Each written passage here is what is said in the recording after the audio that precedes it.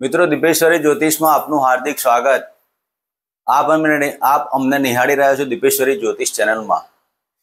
મિત્રો આજે આપણે વાત કરવા જઈ રહ્યા છે શુક્ર રાશિ પરિવર્તન। મિત્રો શુક્ર ઐશ્વર્ય, શુક્ર ભોગ, શુક્ર વિલાસ, શુક્ર શોખ, શુક્ર પત્ની, આ બધી બાબતોની અંદર શુક્રદેવનું પ્રભુત્વ રહેલું છે મિત્રો। તો દરેકના જીવનમાં આ ટૂંકા ગાળાનો સમયગાળો 9-10-2025 રોજ શુક્રદેવ કન્યા રાશિમાં નીચ રાશિમાં પરિભ્રમણ કરશે, જે 2 નવેમ્બર સુધી રહેશે। તો મિત્રો આ ટૂંકા ગાળાનું પરિભ્રમણ પણ આપણા માટે વિશેષ ફળદાયી પ્રાપ્ત થાય।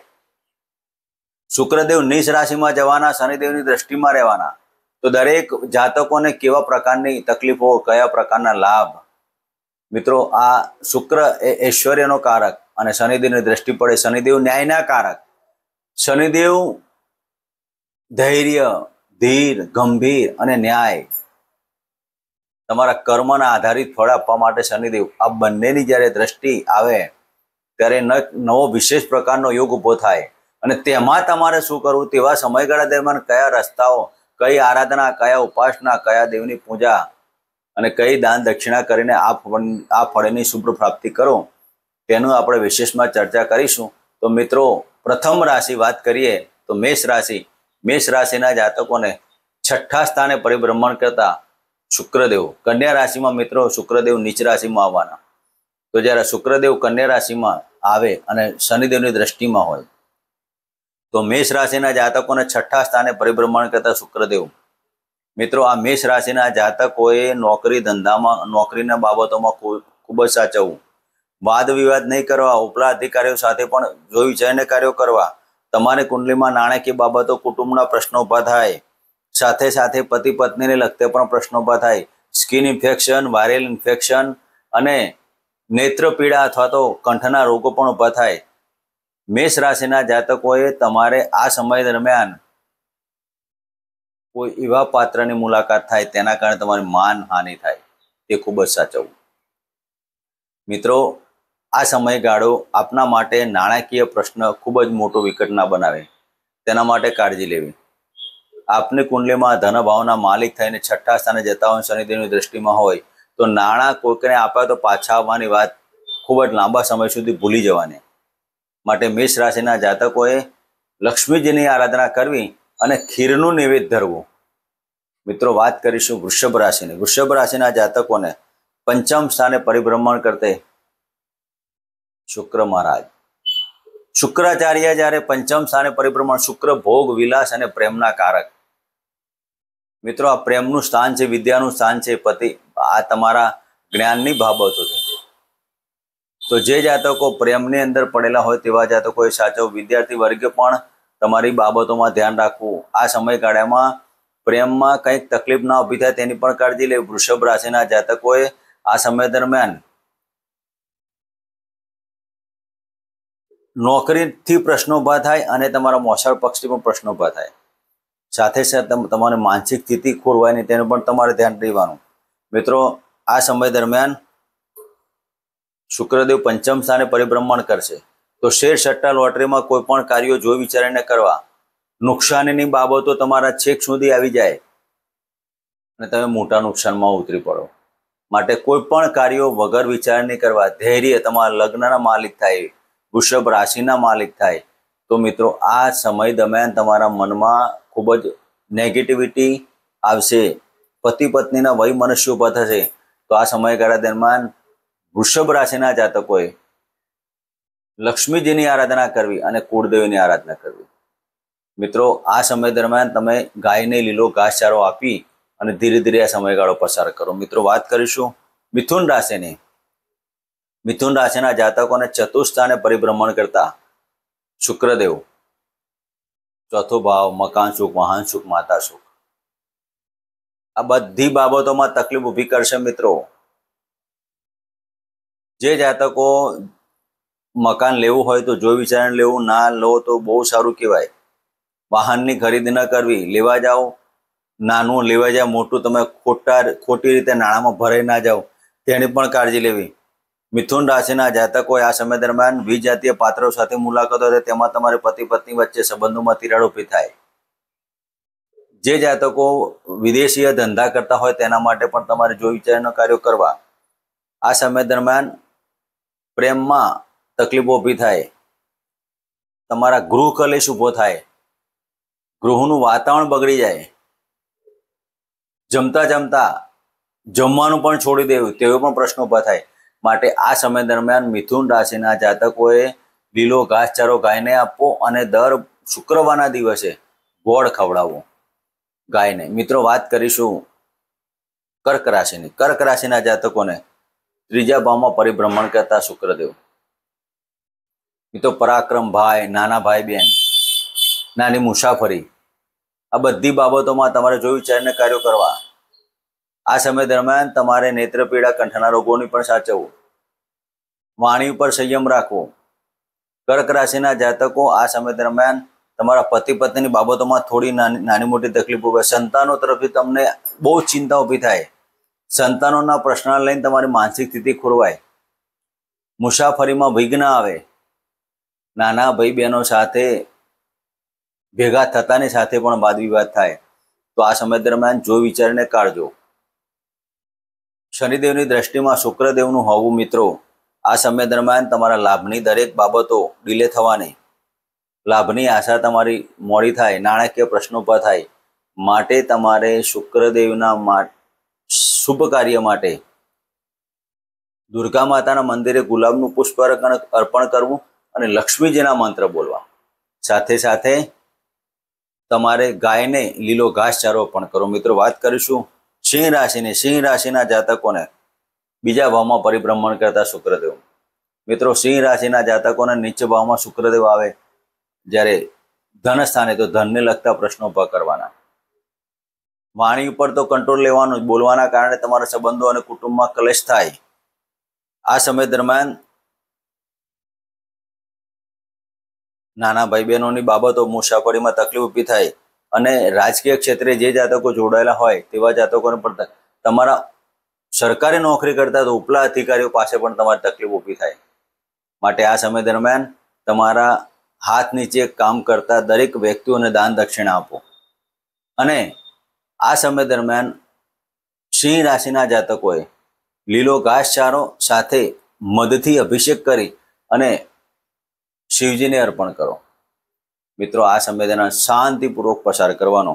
વાત કરીશું કન્યા રાશિની. કન્યા રાશિના જાતકોને લગ્નમાંથી પરિભ્રમણ કરતા શુક્રદેવ. માનહાનિ, પતિ પત્ની વચ્ચે તકલીફો ઊભી થાય. તમારા ભાવ બહુ અલગ પ્રકારના હોય. વિચારસરણી તમારે બહુ ઊંચી હોય. વિચારો તમારા કાર્ય ના કરી શકે. દરેક કાર્યો તમારા મોડા તો થવાના જ છે. પણ આ સમય દરમિયાન કન્યા રાશિના જાતકોએ નાણાકીય પ્રશ્નોમાં ખૂબ જ ધ્યાન દેવું. કોઈકને નાણાં આપે તો લાંબો સમય સુધી તો ફસાવાના. કુટુંબી પ્રશ્નો તો ઊભા થવાના. કુટુંબના સારું કરવા જાઓ તમારી કદર ના થાય. કદર ના થવાના કારણે તમારી પ્રતિષ્ઠા અને માનમાં હાનિ થાય.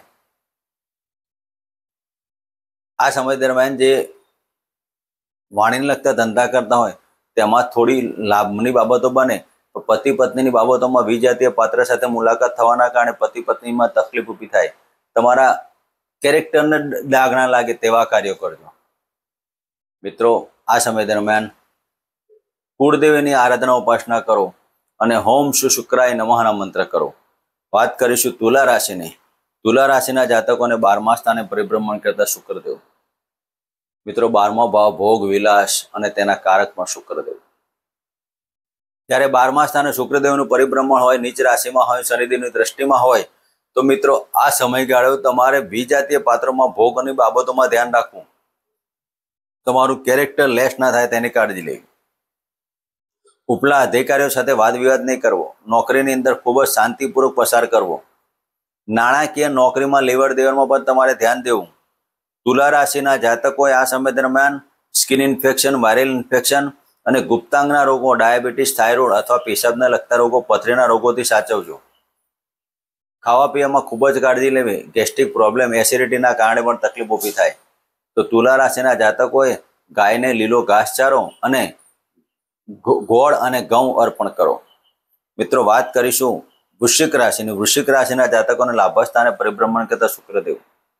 મિત્રો વૃશ્ચિક રાશિના જાતકોને, જે જાતકો મીડિયામાં હોય, કલાકારીમાં હોય, પ્રેસ રિપોર્ટરમાં હોય કે કોઈ જમીનદારના કાર્ય કરતા, તેના માટે આ સમયગાળો આપના માટે શુભ રહેશે. ખૂબ જ બાબતો સારી રહેવાની અને પતિ પત્નીના સુમેળભર્યું વાતાવરણ રહેવાનું. પણ એકંદરે પંચમ સ્થાને શનિદેવ અને દ્રષ્ટિમાં આવવાના કારણે સંતાનના તકલીફો અને સંતાનથી નાણાકીય તકલીફો ઊભી ના થાય, તેના માટે તમારે ઓમ રીમ શુક્રાય નમઃ ના મંત્ર કરો અને સમય પસાર કરો. મિત્રો વાત કરીશું ધનુ રાશિની. તો ધનુ રાશિના જાતકોને દશમ સ્થાને પરિભ્રમણ કરતા શુક્રદેવ. મિત્રો રાજકીય ક્ષેત્રે તમારી માનહાનિ ના થાય તેની કાળજી લેવી. આ સમય દરમિયાન તમારા પિતાની તબિયતની પણ કાળજી લેવાની. રોગ ઓટોમેટિક આવે, માટે તમારે ખાણીપીણીની બાબતોમાં પણ ધ્યાન દેજો. પેટને લગતા રોગો હોય તો તેમાં કાળજી લેવાની. અને ધનુ રાશિના જાતકોએ તમારા દરેક કાર્યો ધાર્યા ન થાય, નાણાકીય તકલીફ ઊભી થાય, માનહાનિ થાય, પદ પ્રતિષ્ઠામાં તકલીફ થાય, માટે આ સમય દરમિયાન તમારે કુળદેવીની આરાધના ઓમ કુલદેવતા ભ્યો નમઃ ના મંત્ર કરી રોજની એક માળા કરો. શુક્રવારના દિવસે ગાયને ગોળ, ઘી અને રોટલી ખવડાવો અને સમય પસાર કરો. મિત્રો વાત કરીશું મકર રાશિની. મકર રાશિના જાતકોને ભાગ્યસ્થાને પરિભ્રમણ કરતા શુક્રદેવ. મિત્રો ભાગ્યની હાનિ કરાવશે પણ પિતાના ધનનો લાભ આપશે. પિતાની તબિયત બગડવાની, પિતા પાછળ પણ ધનવય થાય, માટે આ સમય દરમિયાન તમારા પરાક્રમો કાર્ય આવશે. પરાક્રમમાં કરેલા કાર્યો થાય. સંતાનની તકલીફ ઊભી થવાની, પણ સાથે સાથે તમારા પરાક્રમો તમારા કાર્યમાં સિદ્ધિ અપાવશે. મકર રાશિના જાતકોને રાજકીય ક્ષેત્રે કે તમારા ઉપલા અધિકારીઓ તરફથી સાથને સહકાર મળવાનો અને આ શુક્રદેવનું પરિભ્રમણ ટૂંકા ગાળાનું હોવા છતાં પણ તમને યાદગીરી આપી જાય તેવા એક કાર્યો કરશે. તેના માટે તમારે તુલસીદેવના ક્યારામાં એક ઘીનો દીપક સળગાવી અને હોમ શુક્ર નારાયણે નમઃનો મંત્ર કરો. મિત્રો વાત કરીશું કુંભ રાશિની. કુંભ રાશિના જાતકોને અષ્ટમ સ્થાને પરિભ્રમણ કરતા શુક્રદેવ. મિત્રો વિલ વારસો પ્રોપર્ટીની બાબતોમાં પ્રશ્નો ઊભા થવાના, કૌટુંબિક પ્રશ્નો ઊભા થાય, વાદ વિવાદો પ્રશ્નો ઊભા થાય. આ બધી બાબતોમાં ધ્યાન. જે જાતકો થાઇરોઇડ, ડાયાબિટીસ અને પથરીના કે ગુપ્ત રોગો, પેશાબને લગતા રોગોથી સંકળાયેલા હોય, તેવા જાતકોએ આ સમય દરમિયાન ઓપરેશન કરાવો તો જો વિચારને કરાવો. આ સમય દરમિયાન આ બધા જ બાબતોમાં પ્રશ્નો ઊભા થવાના. તો કુંભ રાશિના જાતકોએ ખાવા પીવાની બાબતોમાં તો કાળજી લેવાની, સાથે સાથે તમારે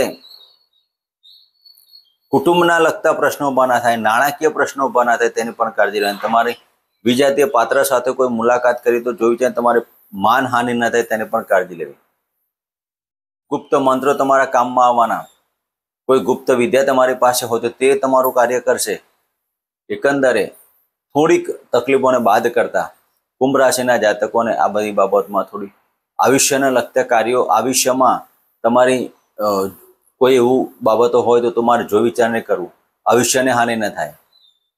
રોગ એક વખત શરીરમાં એપ્લાય થઈ ગયો તો લાંબા સમય સુધી ચાલ્યા કરે તેવું પણ કાર્ય કરવું.